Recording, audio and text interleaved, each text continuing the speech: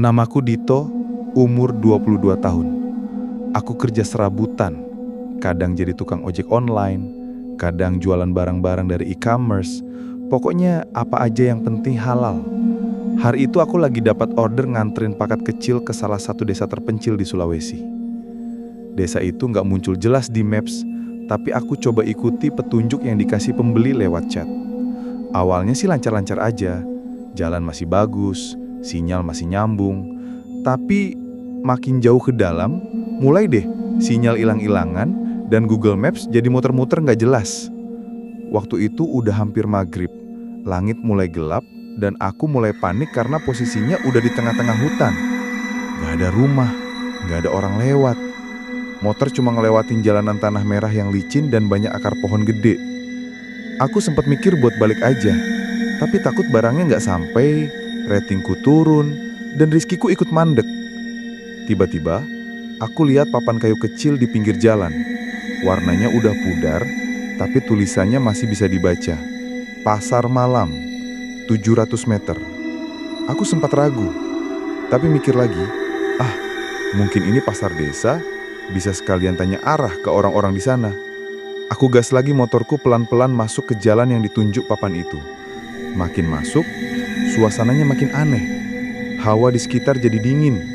Padahal tadi panas banget. Tapi bukan dingin biasa. Ini kayak dingin yang masuk sampai ke tulang. Udara juga tiba-tiba jadi sunyi. Gak ada suara jangkrik, gak ada gurung, cuma suara motor dan hembusan angin. Dan entah kenapa, bulu kuduku tiba-tiba berdiri semua. Pas aku mau belok sedikit ke kiri, motor tiba-tiba mati total. Gak ada gejala sebelumnya, gak ada bunyi aneh, gak goyang, gak oleng, cuma mati aja. Aku coba starter ulang, tapi gak hidup-hidup. Mau gak mau, aku turun dan dorong motor pelan-pelan. Beberapa meter di depan, aku lihat kelap-kelip lampu warna-warni. Lampu kuning, merah, biru, hijau, kayak lampu hias pasar malam. Aku makin yakin, ini pasar desa yang tadi. Tapi pas aku deketin, kok suasananya makin ganjil? Lampu-lampunya nyala semua, kios-kiosnya berderet rapi, dan ada banyak orang di sana. Mereka jalan mondar-mandir, ada yang kayak belanja, ada juga yang duduk sambil ngobrol. Tapi sepi, sunyi banget. Nggak ada suara teriakan pedagang, nggak ada suara tawar-menawar, nggak ada anak kecil lari-lari. Semua orang di situ kelihatan normal, tapi nggak ada yang bersuara. Bahkan langkah kaki mereka pun nggak terdengar. Semua bisu. Aku berdiri di pinggir jalan, mematung, dan ngerasa jantungku mulai berdetak lebih cepat. Kayaknya aku nggak nyasar ke pasar biasa. Aku turun dari motor dan jalan pelan-pelan, sambil terus memperhatikan sekeliling. Lampu-lampu pasar masih berkedip pelan, cahayanya agak redup, tapi cukup terang buat lihat jalan. Di kiri kananku, warung-warung kecil berjajar rapi.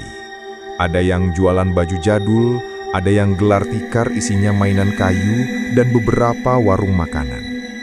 Bau makanan khas pasar mulai tercium, bikin perutku yang dari tadi kosong langsung bunyi.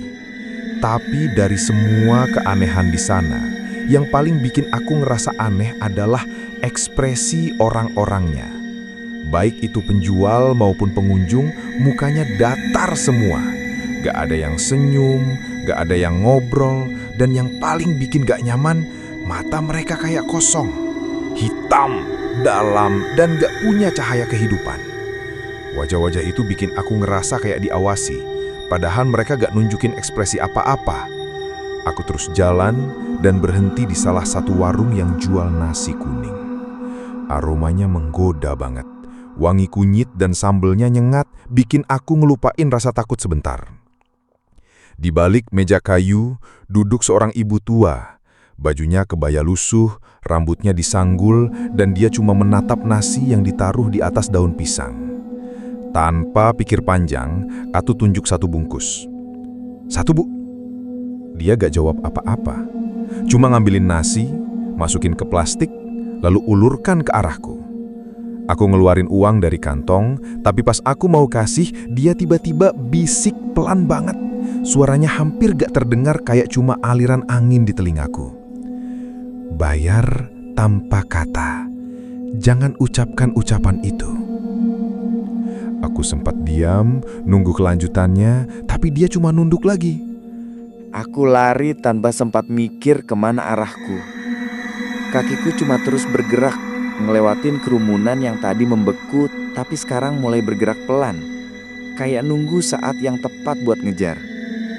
Lampu-lampu warna-warni yang sebelumnya terang, satu persatu mulai padam. Suasana pasar berubah drastis. Awalnya kayak pasar malam yang aneh, tapi sekarang lebih mirip kuburan hidup. Semua cahaya lenyap kecuali satu. Warna merah samar dari kejauhan, kayak nyala api kecil yang terpendam. Nafasku makin berat. Dada sesak, tenggorokan kering, dan kepala mulai pening karena panik dan takut yang nyampur jadi satu. Di belakangku terdengar langkah kaki. Awalnya satu, lalu dua, lalu banyak. Tapi saat aku noleh, gak ada siapapun. Hanya bayangan panjang dari pohon-pohon dan lapak pasar yang seolah makin memanjang dan menggeliat sendiri. Suara langkahnya makin keras, makin dekat, tapi tetap gak ada wujudnya. Jantungku kayak mau meledak, keringat dingin ngalir dari pelipis sampai ke leher. Tiba-tiba tanah di bawahku bergetar pelan. Aku terantuk sesuatu dan jatuh tersungkur. Pas aku angkat kepala, aku melihatnya. Di antara kabut tipis dan kegelapan samar, muncul sosok tinggi besar berdiri diam. Tingginya mungkin lebih dari 3 meter, hampir nyentuh dahan pohon tertinggi di situ.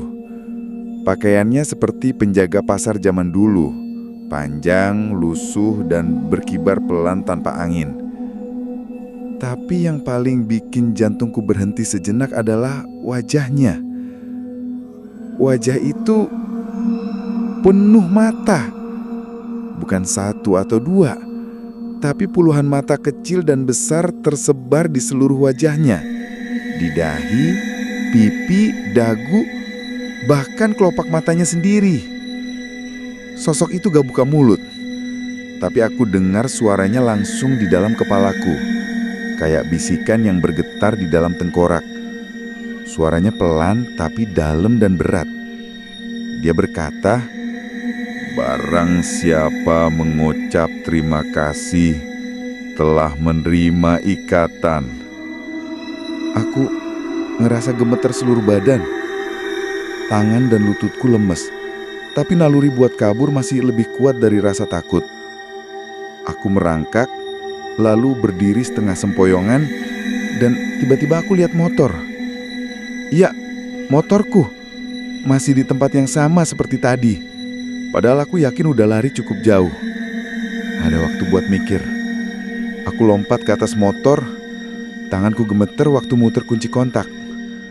Jantungku berdebar makin kenceng pas nyoba starter. Motor yang tadi mogok langsung nyala. Suaranya keras dan entah kenapa bikin aku sedikit lega. Pakai lama, aku gas sekencang-kencangnya.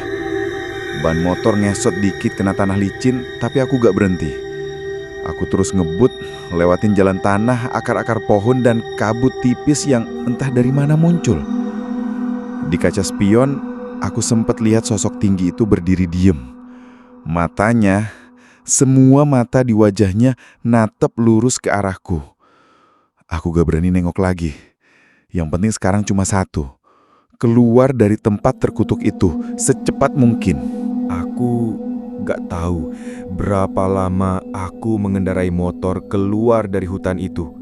Semua terasa seperti kabur, gelap, dingin, dan panjang banget. Jalan tanah akhirnya berubah jadi aspal kasar dan beberapa lampu jalan mulai kelihatan dari kejauhan. Saat itu baru aku sadar, aku berhasil keluar. Aku berhenti sebentar di pinggir jalan buat tarik napas. Tangan masih gemetar dan seluruh tubuhku basah oleh keringat. Lampu dari rumah-rumah kecil di kejauhan bikin aku sedikit lega. Aku teruskan perjalanan sampai akhirnya sampai di desa tujuan.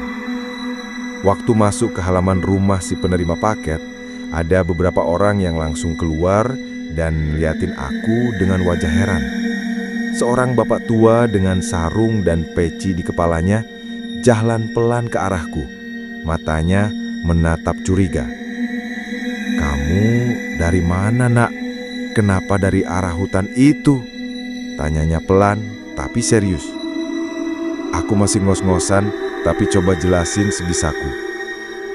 "Tadi saya nyasar, Pak. Lihat ada papan tulis pasar malam, ya saya masuk. Pikirnya bisa tanya orang. Malah nemu pasar beneran. Jadi saya beli makan sebentar." Wajah bapak itu langsung berubah, pucat. Matanya melebar, lalu tanpa banyak bicara, dia pegang pundakku dan bilang, "Dengar baik-baik, Nak. Pasar itu gak nyata. Itu cuma muncul buat orang yang tersesat. Dan gak semua bisa keluar dari sana.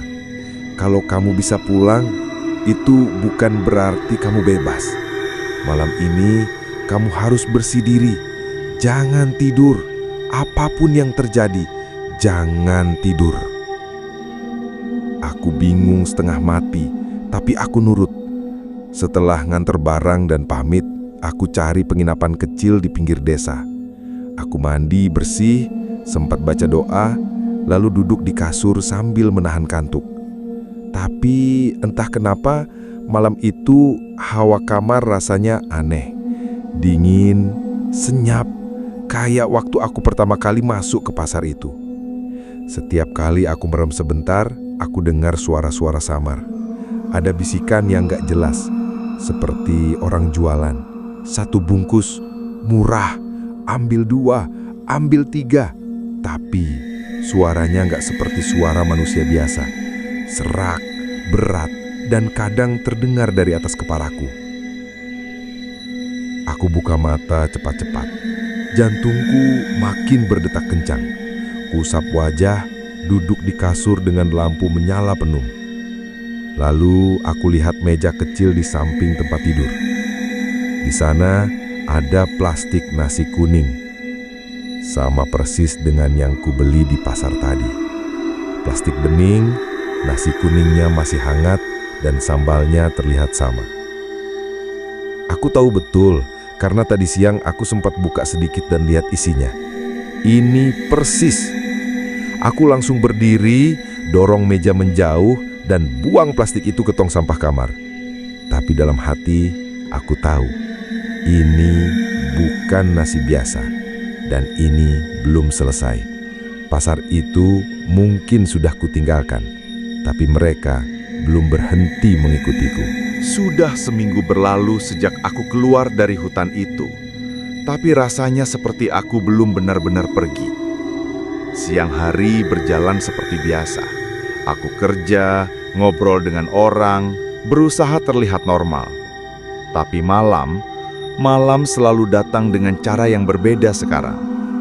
Setiap hari, menjelang tengah malam, suasana kamarku berubah. Lampu yang awalnya terang jadi meredup sendiri, dan hawa dingin tiba-tiba merayap dari bawah lantai. Suara pasar itu makin jelas. Dulu hanya bisik-bisik samar, tapi sekarang mulai terdengar jelas. Suara orang menawarkan barang, suara gendang, bahkan lonceng kecil seperti di pintu warung. Semuanya terdengar dekat, seperti berasal dari balik tembok. Aku pernah mencoba menutup telinga, bahkan pakai earphone dan muter musik keras-keras. Tapi suara pasar itu tetap bisa menembus semuanya, seakan langsung masuk ke dalam kepalaku. Kadang aku merasa ada yang mengintip dari balik tirai. Tapi waktu aku buka, nggak ada siapa-siapa. Dan yang paling bikin aku nggak bisa tidur tenang adalah setiap malam aku mulai lihat sosok-sosok bayangan berdiri di pojok kamar. Jumlahnya selalu berubah, kadang 1, kadang 3. Mereka nggak pernah bergerak, cuma berdiri diam. Tubuhnya buram seperti kabut yang membentuk manusia. Tapi yang pasti, matanya sama, kosong, hitam pekat, tanpa kilau. seperti mata penjual nasi itu. Mereka cuma menatapku sepanjang malam dan lenyap begitu fajar datang. Yang paling membuatku hampir gila adalah plastik nasi itu. Tiap pagi, tanpa absen, selalu ada di atas meja kamarku. Kadang di meja kerja, kadang di atas bantal. Pernah juga muncul di bawah baju di lemari. Isinya tetap sama, nasi kuning yang masih hangat